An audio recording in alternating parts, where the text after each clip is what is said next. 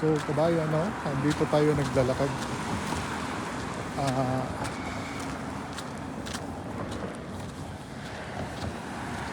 yung weather namin dito ngayon is malamig. Lalakad tayo galing ng trabaho.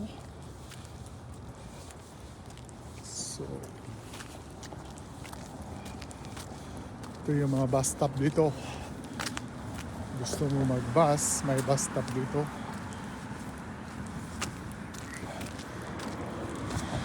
Napaka-accessible ng bus nila dito, 24 hours. I think sa Toronto ngayon, meron na rin silang ganyan. Kasi dati mahirap sa libliban ng mga lugar. Wala silang mga bus na access. Kami dito mayroong mga bus. Saka ayun, madali lang sakay dito ng bus.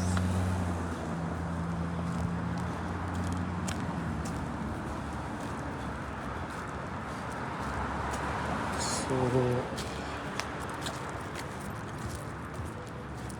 dahil nagtaasan na ang mga bilihin,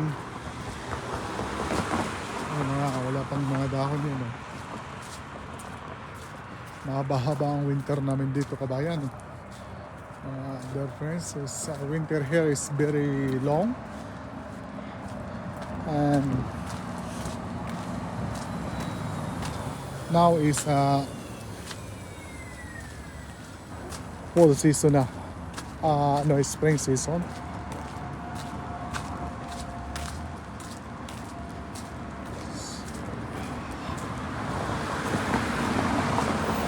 Kaya mahal ang gas dahil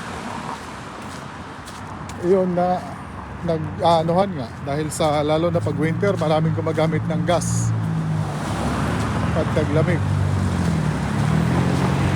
Very essential talaga yung gas, no? Yan ang namin dito. So yan.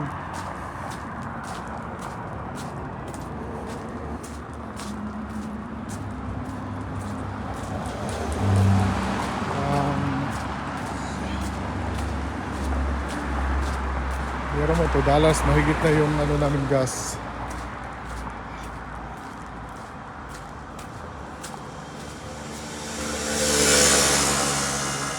Saka yung mga motor dito, guys, di kasi basta-basta dito maaprubahan yan. At saka malaki ang fine yan dito. Yes. Dahil iba rin yung license niya. At saka malaki ang fine yan dito pag basta-basta ka maggamit yan. Saka during the summer lang. At saka iba yung license. That's what I said, that yung mga scooter kailangan na rin may permit. Nawala na siya dito. Pero yung motorcycle, iba ang license nga, iba rin ang, hindi guys sa atin nga may license ka ng sasakyan, pwede ka makadrive sa motorcycle, dito hindi.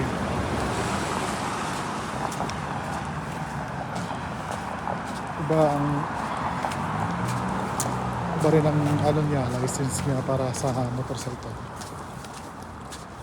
Kasi ang nila dito, walking at saka biking, yung may electric bike, ganyan lang ang nila dito. Kasi meron ding mga daan dito, bawat kalsada may mga pathway. Kaya mostly yung iba gusto maglakad, gusto magbibisikleta. Kasi marami ring naglalakad na dito. Gusto nila mag-walk. Masarap din maglakad pag lalo na yung hindi ka nagmamadali. So walking ka. Kasi nagtaasa na talaga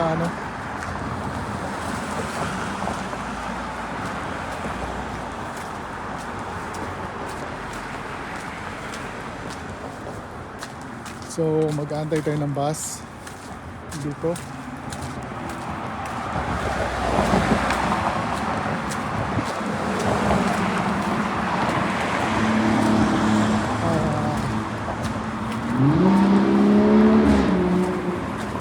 Kaya natin mag-iusap. Talaga hanggang sa unahan. Sari na kong driver dito. Yun lang. At saka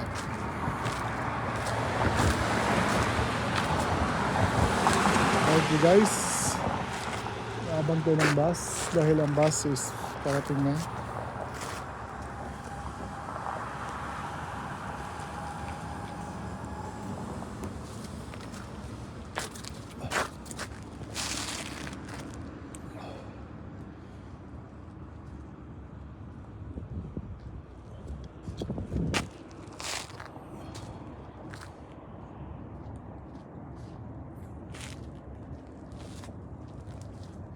So kayo dyan sa Pilipinas, kumusta ang commute natin dyan or ang buhay-buhay dyan? So sana maging okay ang lahat, di ba? Di na to bababa guys, pataas na to na pataas. Kasi kami nga dito, may depot kami dito sa Alberta. Meron silang oil mataas. Tumataas pa rin yung ang ano namin dito, yung gas. So, that's it for now. Yeah? Antay pa ako ng bus. So, sa sunod, pag-usapan natin yung mga ano dito yung regarding sa pagdadrive din ng kalsada. No? I think marami na rin nag-YouTube ng ganyan. Na dito talaga mahigpit sila pagdating sa yan, mga kalsada sa pagdadrive.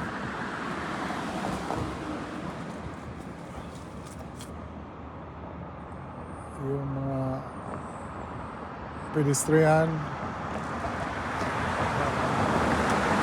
malaki ang ticket nila niyan.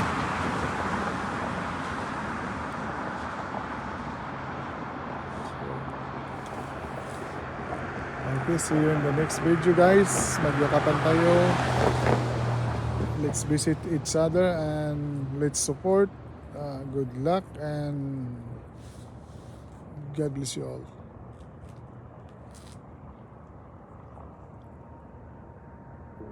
Okay.